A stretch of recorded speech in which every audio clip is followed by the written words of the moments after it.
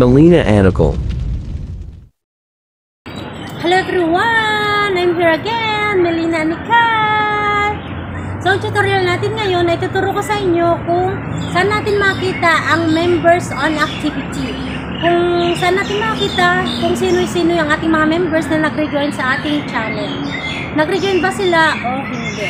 So, napakadali lang kung saan natin makita. So, gayahan mo lang ang aking gagawin. Tara, let's! So, dito natin makikita ang mga members natin kung sila ay nag-rejoin member ba o kung ilang araw sila nag-rejoin at kung ilang months sila nag-rejoin. So, dito natin makikita. So, punta ka lang dito sa Chrome. Kung nakita nyo yung ginagalaw ko, so, i-press lang natin to. Press natin. And then, isa-search mo lang dito. Punta ka lang dito sa search or type web address. So, i-press natin to. Then, i-type lang natin yung studio.youtube.com. So, bali nasa taas na siya. Kung nababasa nyo yung YouTube Creator Studio, studio.youtube.com. So, i-press natin to. Press natin.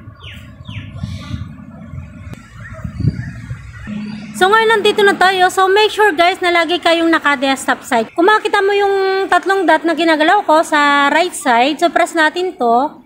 So, double check natin kung tayo naka-desktop side. So, kung makita nyo, naka-check ang aking desktop side. So, kailangan naka-desktop side kayo lagi, naka-check lagi ito. And then, balik tayo dito. Kung saan natin makita ang mga recent members activity natin. So, punta ka lang dito sa $sign. So, press natin tong $sign, yung third to the last. So, mag-umpisa tayo dito sa dulo. Bilang tayo 1, 2, 3. So, punta ka lang dito sa $sign. Kung makita mo yan, so, press natin tong $sign.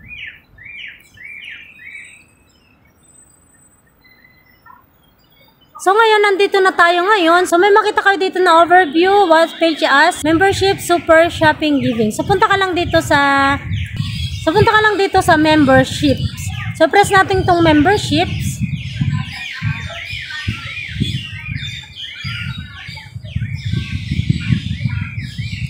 So, nandito na tayo ngayon sa membership. So, i-zoom natin. So, kung makikita mo itong recent member activity. So, dito ka lang pumunta sa recent member activity. Dito natin makikita kung nag-rejoin ba siya sa pagka-members niya sa'yo. At dito rin natin makikita kung ilang months sila nag-rejoin. So, kung makikita mo to, so, yung member ko na si Deti Maharani, Abdibunda Anihati, so, nag-rejoin sila ng 1 day ago, 4 days ago, and 4 days ago. So, nag-rejoin sa akin itong mga to. And then, so, isi-see your members natin para makita natin lahat ng ating mga member.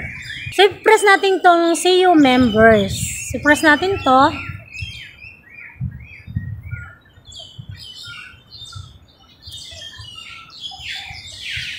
So, bali nandito lahat yung aking mga members. So, dito mo makita kung ilang araw sila nag-rejoin or kung nag-rejoin man sila o hindi. So, susum natin. So, may makita ka dito na last update. Yan. So, last update, nandito tayo sa last update. So, tingnan natin kung sino yung nag-rejoin sa akin ng 1 day ago. So, si Deti Maharani ang aking member. And then, itong si Abdibundan and Anihati. So, tingnan natin. So, bali members, so, tingnan natin. So, nag-rejoin sila sa akin ng 4 days ago. And then, yung 6 days ago, so, may tatlo tayong 6 days ago. Kung makikita nyo, meron nag-rejoin sa akin ng 6 days ago. So, tingnan natin kung sino tong mga 6 days ago. So, nag-rejoin sa akin si Heartgen YTC, si Black Beauty Official Black, and then si Math Channel. So, nag-rejoin sa akin tong 6 days ago. So, bali dito natin makikita lahat yung last update na nag-rejoin sila sa pagka-membership sa aking channel. Then the rest, nandyan lang dito guys, nasa last update lang yung mga nag-rejoin sa akin ng pagka-membership sa akin. So, dito lang natin makikita sa last update. Lahat ng mga members natin dito sa gilid na sa left side. So, ito lahat yung ating mga members. So, dito natin lahat makikita kung sino-sinong ating mga members.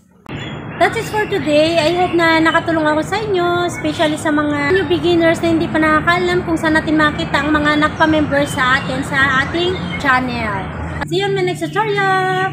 Thanks for watching. God bless us all. Bye-bye.